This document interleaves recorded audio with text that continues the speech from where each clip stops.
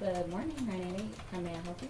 Trained professionals assisting caller after caller dialing into the National Suicide and Crisis Lifeline, or 988. The three-digit number launched last summer to make it easier for people to remember. We're seeing individuals who are dealing with depression, dealing with anxiety. More than 2 million people called, texted, or chatted with a counselor. In just the first 6 months, the 988 line was up and running. So the call volume has gone up exponentially. It comes at a crucial time. The CDC releasing a new report saying more than 48,000 people died by suicide in 2021.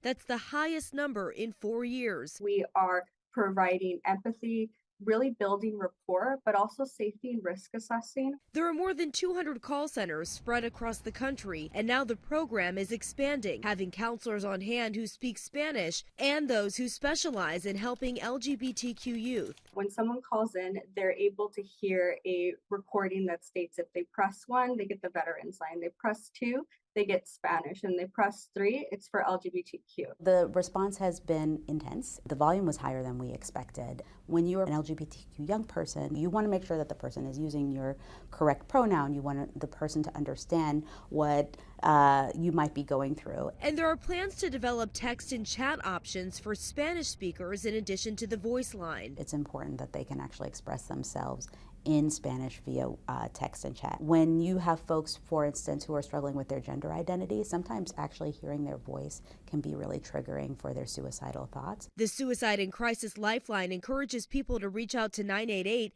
even if they're not actively in crisis. The biggest mistake that folks make around 988 is that it has to be an emergency. We'd like to catch you before then, and we're here. And if you are experiencing a mental health or emotional crisis, call or text 988 to speak with a trained counselor 24/7. Rena Roy, ABC News, New York.